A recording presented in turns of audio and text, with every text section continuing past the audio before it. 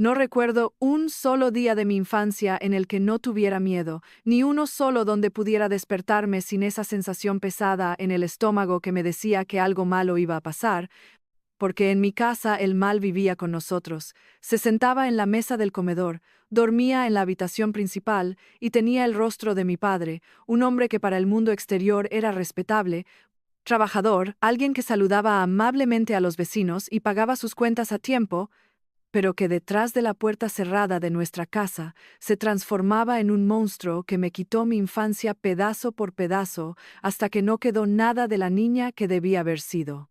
Tengo 35 años ahora, vivo sola en un departamento pequeño al otro lado de la ciudad. Trabajo como terapeuta especializada en trauma infantil porque entiendo ese dolor de maneras que ningún libro de texto podría enseñar, y durante años he guardado un secreto tan oscuro, tan terrible, que ni siquiera mis pacientes más confiados podrían imaginar que la mujer que los ayuda a sanar lleva consigo una verdad que nunca ha contado completamente a nadie hasta ahora, hasta este momento donde finalmente tengo el coraje de hablar sobre lo que realmente pasó con mi padre, sobre por qué desapareció hace 15 años sin dejar rastro, y sobre lo que yo hice para asegurarme de que nunca volviera a lastimar a nadie más. Pero para entender eso, para que realmente comprendas cómo llegué a ese punto, necesito llevarte al principio, a esa casa de 2 pisos en un barrio de clase trabajadora, donde crecí siendo la única hija de un padre alcohólico y violento y una madre tan rota por años de abuso que había dejado de funcionar como protectora, convirtiéndose en cambio en una espectadora silenciosa de mi destrucción. Los abusos comenzaron cuando tenía 6 años. Al principio eran solo golpes cuando mi padre llegaba borracho y yo había dejado un juguete en el pasillo o había hecho demasiado ruido o simplemente había existido de una manera que le molestaba en ese momento. Su cinturón se convirtió en el objeto que más temía en el mundo. El sonido del cuero deslizándose fuera de las trabillas de su pantalón me hacía temblar incluso antes de que el primer golpe aterrizara en mi espalda, en mis piernas, a veces en mi rostro si estaba particularmente enojado. Mi madre miraba desde el marco de la puerta con los ojos vacíos, a veces murmuraba algo débil como «no seas tan duro con ella», pero nunca intervenía realmente, nunca me protegía, y aprendí rápidamente que no podía esperar salvación de nadie, que estaba completamente sola en esto. Pero los golpes, por horribles que fueran, no fueron lo peor. Lo peor comenzó cuando tenía 8 años, y mi padre empezó a entrar a mi habitación en las noches. Al principio solo se sentaba en mi cama y me acariciaba el cabello de maneras que me hacían sentir incómoda, pero que no entendía por qué. Me decía que yo era su niña especial, que había un vínculo entre nosotros que nadie más podía entender, y su aliento olía a whisky barato mientras sus manos tocaban mi rostro, mi cuello, bajando lentamente a lugares donde ningún padre debería tocar a su hija. Cuando intenté decirle a mi madre lo que estaba pasando, ella me abofeteó y me dijo que dejara de inventar historias sucias, que mi padre era un buen hombre que trabajaba duro para mantenernos y que debería estar agradecida en lugar de difamarlo con mentiras, así que aprendí a quedarme callada, a soportar las noches cuando él venía a mi cuarto, las manos explorando, la voz susurrándome cosas que no entendía completamente, pero que sabía eran terriblemente incorrectas, diciéndome una y otra vez la frase que quedaría grabada en mi psique para siempre: siempre serás la puta de un hombre, así que mejor acostúmbrate ahora, mejor que aprenda a hacer esto correctamente antes de que algún otro hombre tenga que enseñarte. Tenía 10 años cuando el abuso se volvió completo, cuando las caricias se convirtieron en violación, y no voy a entrar en detalles porque algunos recuerdos son demasiado oscuros, demasiado sucios para revivir con palabras, pero lo que necesitas saber es que esa noche algo dentro de mí murió, la parte que todavía tenía esperanza, que creía que tal vez las cosas mejorarían, se apagó como una vela en el viento, y lo que quedó fue una cáscara vacía que aprendió a disociarse, a dejar su cuerpo y flotar en algún lugar del techo mientras él hacía lo que hacía, mirando hacia abajo a esa niña pequeña y sintiendo lástima por ella, pero no pudiendo ayudarla porque yo era ella y no había escape. Los años de la escuela primaria pasaron en una niebla. Era una estudiante extrañamente buena porque los libros eran mi única escapatoria. Podía sumergirme en mundos de ficción, donde niñas, como yo, eran rescatadas por héroes valientes, donde los monstruos eran derrotados y la justicia prevalecía, Pero cuando cerraba el libro y regresaba a mi realidad, el monstruo todavía estaba esperando, y no había héroes, solo yo y mi capacidad cada vez mayor de desconectarme de lo que me estaba pasando. Los maestros notaron que algo estaba mal, yo era demasiado callada, demasiado asustadiza, me sobresaltaba con cualquier ruido fuerte y evitaba el contacto físico con todos. Cuando la consejera escolar intentó hablar conmigo sobre mi vida en casa, inventé historias perfectas sobre padres cariñosos y cenas familiares felices. Porque incluso a esa edad sabía instintivamente que si decía la verdad las cosas empeorarían. Mi padre me había dejado muy claro que si alguna vez contaba nuestro secreto me mataría y haría que pareciera un accidente, y yo le creía completamente. La secundaria trajo cambios en mi cuerpo que odiaba porque atraían más atención no deseada, no solo de mi padre, sino de chicos en la escuela que veían una chica callada y asustada como presa fácil. Sufrí acoso sexual de compañeros que pensaban que porque nunca me defendía podían tocarme como quisieran, y la horrible ironía era que mi padre había tenido razón en cierto sentido retorcido. Yo me había convertido en víctima de hombres una y otra vez porque había sido entrenada desde la infancia a aceptar el abuso como algo normal, como algo que merecía. Pero algo empezó a cambiar en mí alrededor de los 14 años. Una chispa de rabia comenzó a arder donde antes solo había miedo. Empecé a preguntarme por qué tenía que ser así. ¿Por qué yo tenía que ser la que sufría mientras mi padre seguía su vida sin consecuencias, yendo a su trabajo, viendo televisión, actuando como si no estuviera destruyendo sistemáticamente a su propia hija cada noche? Empecé a fantasear sobre su muerte, sobre accidentes que lo llevarían lejos de mí permanentemente, sobre enfermedades que lo consumirían lentamente mientras yo miraba sin sentir nada más que alivio. Estas fantasías se volvieron más elaboradas y detalladas con el tiempo, y aunque nunca lo admití en voz alta ni siquiera a mí misma, estaba planeando, preparándome, esperando el momento correcto. Mi oportunidad llegó cuando tenía 16 años, había aprendido sobre venenos en la clase de biología, específicamente sobre sustancias que podían causar falla orgánica lenta, que se vería como enfermedad natural si nadie estaba buscando específicamente evidencia de envenenamiento. Comencé a robar pequeñas cantidades de productos de limpieza que contenían químicos tóxicos, mezclándolos en las botellas de whisky que mi padre consumía religiosamente cada noche, solo gotas al principio, no lo suficiente para matarlo inmediatamente, porque eso levantaría sospechas, sino lo suficiente para enfermarlo, para debilitarlo gradualmente. Pasaron meses y mi padre empezó a quejarse de dolores de estómago, de fatiga constante. Los doctores no podían encontrar nada definitivamente mal, pero él claramente se estaba deteriorando, y por primera vez en mi vida sentí algo parecido al poder. Yo estaba haciendo esto, yo estaba tomando control de mi situación de la única manera que sabía cómo, y aunque sabía que estaba mal, que estaba cometiendo un crimen terrible, no podía sentir remordimiento, solo una satisfacción fría cada vez que lo veía más débil, más vulnerable. Pero el plan cambió abruptamente una noche cuando él llegó a casa más borracho de lo usual, subió tambaleándose a mi habitación como había hecho cientos de veces antes, pero esta vez cuando intentó tocarme algo en mí simplemente se quebró. Todos los años de miedo y sumisión se evaporaron, y me encontré luchando contra él con una ferocidad que no sabía que poseía. Le arañé la cara, le mordí el brazo cuando intentó cubrirme la boca, y cuando él me empujó contra la pared alcancé la lámpara de mi mesita de noche y la estrellé contra su cabeza con todas mis fuerzas. El sonido fue horrible, un crujido sordo seguido de silencio, mientras mi padre se desplomaba en el piso de mi habitación con sangre, comenzando a empapar la alfombra vieja. Me quedé congelada por lo que pareció una eternidad simplemente mirándolo, esperando que se levantara y me matara por lo que había hecho, pero no se movió, su pecho subía y bajaba poco a poco, pero estaba inconsciente. Y en ese momento tomé una decisión que cambiaría mi vida para siempre. No llamé a una ambulancia, no grité por ayuda, en cambio, cerré la puerta de mi habitación con seguro y esperé, observando mientras su respiración se volvía más y más poco profunda, y cuando finalmente dejó de respirar completamente sentí algo extraño, no alegría exactamente, pero sí alivio profundo, como si un peso que había estado cargando toda mi vida finalmente hubiera sido levantado. Mi madre estaba dormida en su habitación drogada con las pastillas que tomaba para lidiar con su propia miseria y no había escuchado nada, así que tuve tiempo para pensar, para planear. Sabía que no podía simplemente dejar el cuerpo ahí y reportar que hubo un accidente porque habría demasiadas preguntas, investigaciones, y aunque legalmente lo que hice podría ser considerado defensa propia, no confiaba en que el sistema me creyera. Era solo una adolescente acusando a su padre muerto de años de abuso sin evidencia concreta, así que hice lo impensable.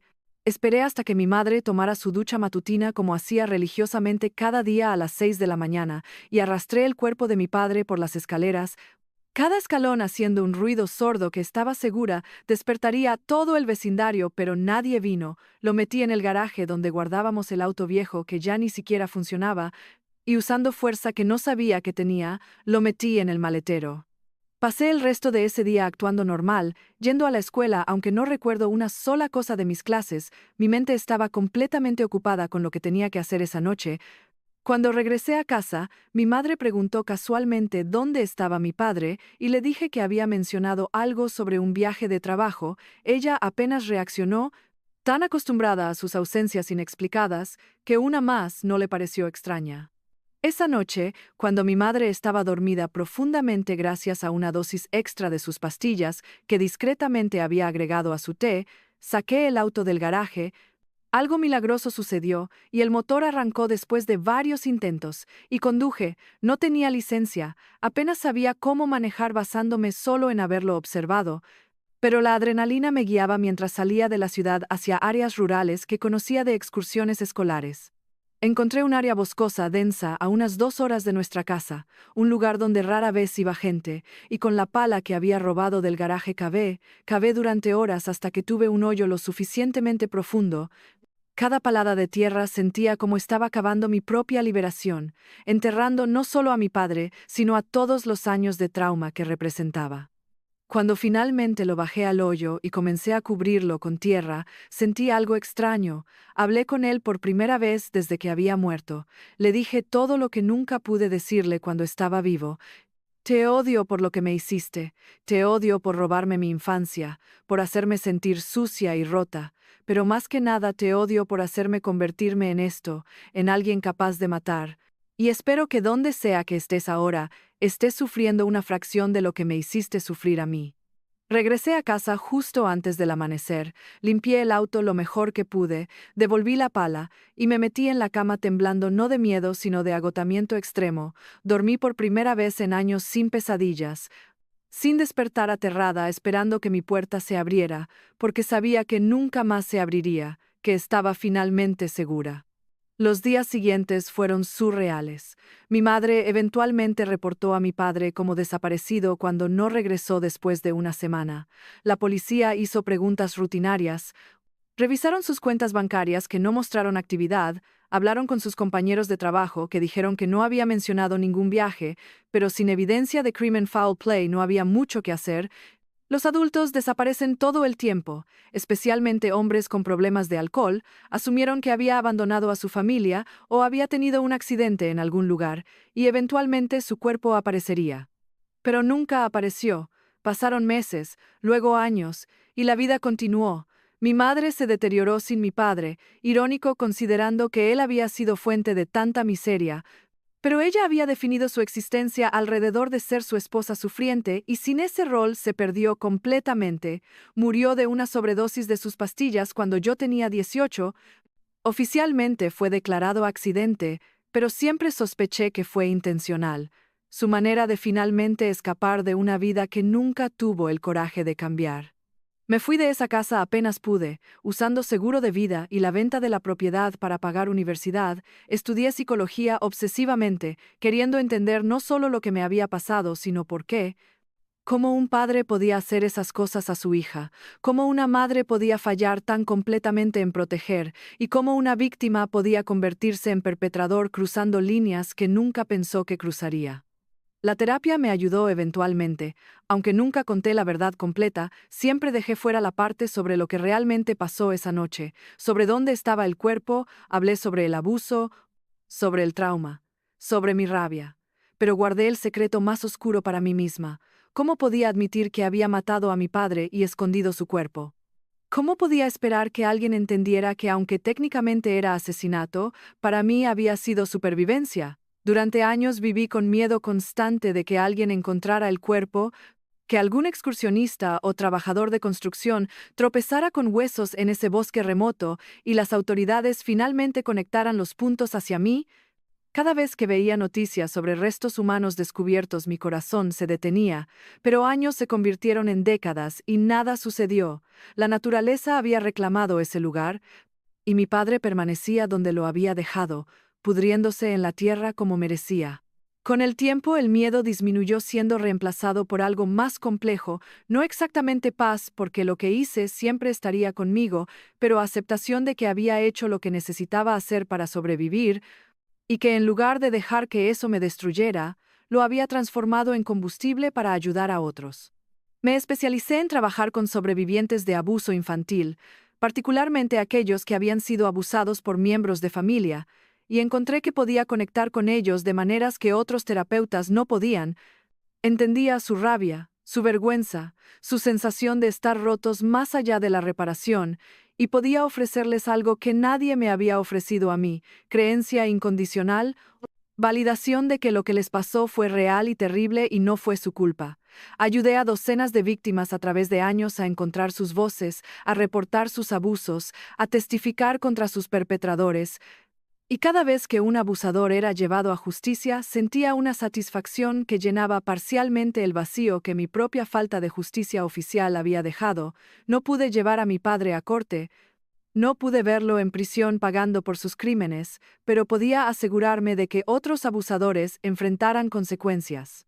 Conocí a un hombre cuando tenía 30 años, alguien gentil y paciente que trabajaba como maestro de escuela.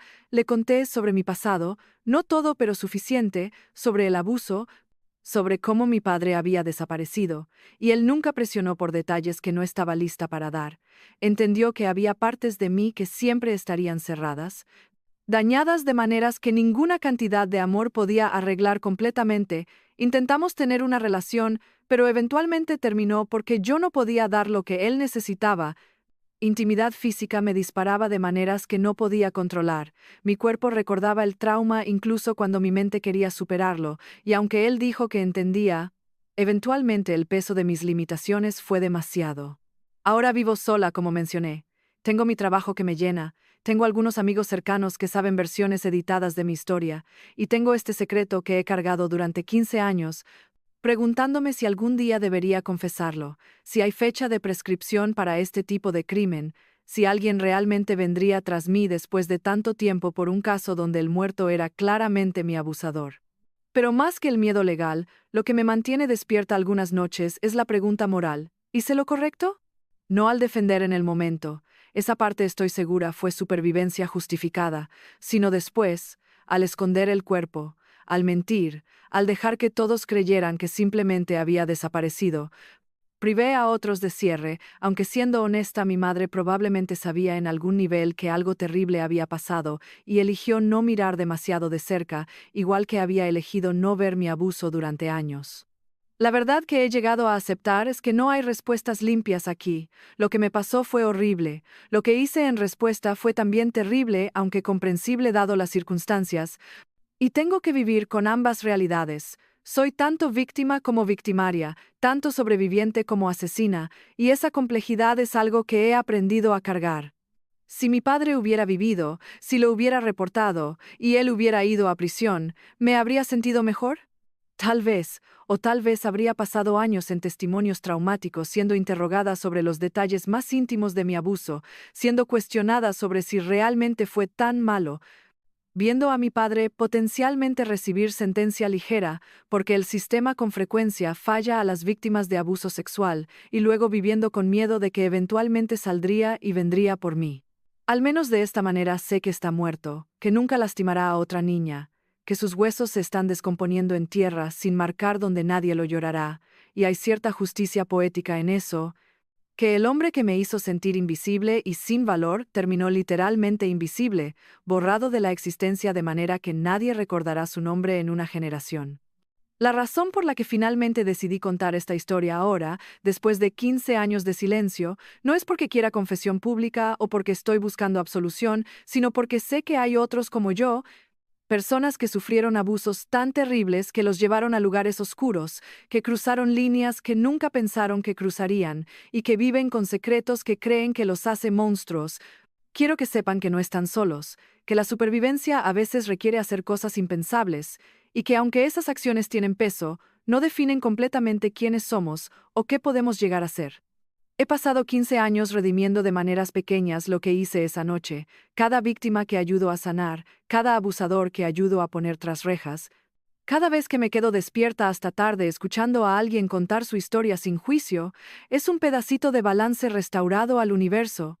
No borra lo que hice, pero lo contextualiza como parte de una vida dedicada a prevenir que otros sufran como yo sufrí. ¿Me arrepiento de haber matado a mi padre? La verdad complicada es que no. Me arrepiento de que las cosas llegaran a ese punto. Me arrepiento de que no hubiera otra manera de detenerlo.